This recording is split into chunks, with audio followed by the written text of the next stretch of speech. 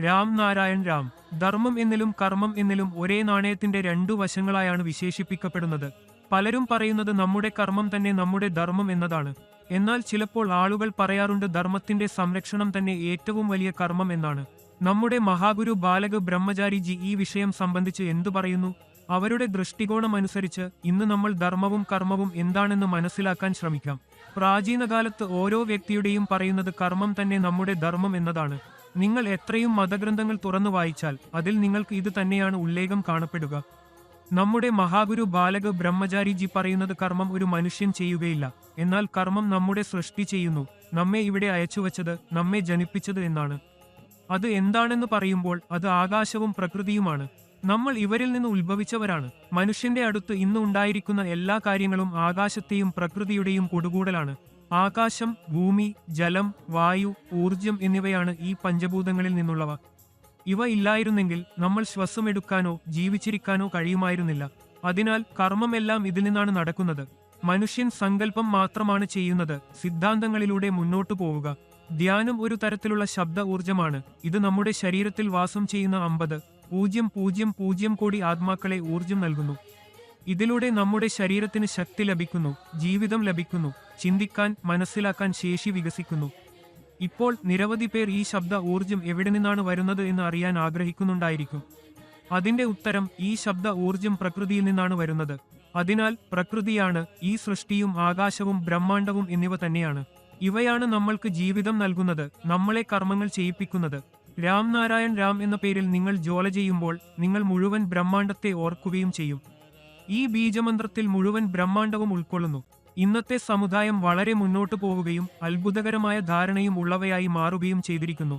ഓരോ വ്യക്തി, വസ്തു, വൃക്ഷം എന്നിവയുടെ ഓരോ ദിവസവും, ഓരോ നിമിഷവും, ഓരോ മണിക്കൂറും വികസനം നടക്കുന്നു. അതിനാൽ മനുഷ്യൻ ഇനി ദൈനംദിനം മുന്നോട്ടു പോകണം. വളർച്ച എങ്ങനെ ഉണ്ടാക്കാമെന്നു, പുരോഗതി എങ്ങനെ ഉണ്ടാക്കാമെന്നു, വിജയം എങ്ങനെ നേടാമെന്നു എന്നിങ്ങനെ ചിന്തിക്കണം. മനുഷ്യന് ഇന്നുള്ള എല്ലാ കാര്യങ്ങളും ആകാശവും പ്രകൃതിയും തന്നെയാണ്. ആകാശം, ഭൂമി, ജലം, വായു, ഊർജം എന്നീ പഞ്ചഭൂതങ്ങൾ കൂടിയാണ് എല്ലാ ജൈവവസ്തുക്കളും ഉത്ഭവിക്കുന്നത്. ഇവ ഇല്ലായിരുന്നെങ്കിൽ നമുക്ക് ശ്വസമെടുക്കാനോ ജീവിച്ചിരിക്കാനോ കഴിയുമായിരുന്നില്ല. അതിനാൽ മനുഷ്യൻ പ്രകൃതിയുടെ സിദ്ധാന്തങ്ങൾ അനുസരിച്ച് ചിന്തിച്ച് മുന്നോട്ടു പോകണം. ആകാശം പ്രകൃതിയെ സൃഷ്ടിച്ചു, സൃഷ്ടി സൃഷ്ടിച്ചു കഴിഞ്ഞു. ഞങ്ങൾ ഈ സൃഷ്ടിയിൽ നിന്നാണ് ഉണ്ടാക്കപ്പെട്ടിരിക്കുന്നത്. ഇവയെല്ലാം പരസ്പരം ബന്ധിച്ചിരിക്കുന്നു. ഇവയിലൂടെ നമ്മൾക്ക് ഊർജം ലഭിക്കുന്നു, നമ്മുടെ ചൈതന്യവും ഉണരുന്നു, നമ്മുടെ വിവേകവും രൂപപ്പെടുന്നു. മനുഷ്യൻ ചെയ്യുന്ന എല്ലാ കാര്യങ്ങളും ശരിയാണോ തെറ്റാണോ എന്ന് എങ്ങനെ മനസ്സിലാക്കാം? അത് നമ്മുടെ വിവേകം തന്നെ പറഞ്ഞു തരികയാണോ? അതിനാൽ ഈ നിരാലംബമായ കാര്യങ്ങളിൽ നമ്മുടെ സമയം കളയരുത്. ഒരാളെയും മറ്റൊരാളെ താഴെയിറക്കരുത്. ഉടമസ്ഥാവകാശം സ്ഥാപിക്കരുത്. ആകാശത്തിലെ നിയമങ്ങൾ അനുസരിച്ച് നടന്നു, പ്രകൃതിയുടെ സിദ്ധാന്തങ്ങൾ പ്രകാരം ജീവിക്കുക. രാം നാരായൺ രാം എന്നതോട് ചേർന്നിരിക്കുക. നിങ്ങളുടെ ജീവിതം യമായിരിക്കും. നിങ്ങൾ പോസിറ്റീവ് ചിന്തകളുടെ ധനികന്മാരായിരിക്കും. ജീവിതത്തിൽ ശരിയായ തീരുമാനങ്ങൾ എടുക്കാനായിരിക്കും. നാം എല്ലാവരും ഈ അനന്ത ബ്രഹ്മാണ്ടത്തിന്റെ ഭാഗമായ ഉജ്ജ്വല ഗാലക്സിയുടെ സർവ്വജൻ സത്യമാണ്. ബ്രഹ്മാണ്ടത്തിൽ നിന്നാണ് ഉത്ഭവിച്ചിരിക്കുന്നവർ. അനന്തഗ്രഹങ്ങൾ, നക്ഷത്രങ്ങൾ, ജീവജാതികൾ, മരങ്ങൾ, മൃഗങ്ങൾ, അണുവുകൾ എല്ലാം ഇവിടെ ജീവിക്കുന്നു. എല്ലാം ചൈതന്യവും സൃഷ്ടിയും ഉള്ളവയാണ്.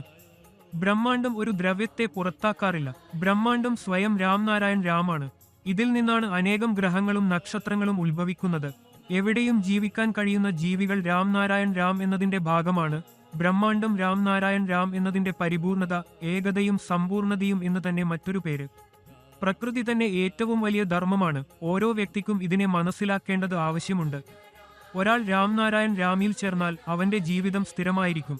രാം നാരായൺ രാം എപ്പോഴും ആഗോളമായി എല്ലാവരെയും പഠിപ്പിക്കുന്നു. എപ്പോഴും നിങ്ങളുടെ ചിന്തകൾ പോസിറ്റീവായി വേണമെന്ന്.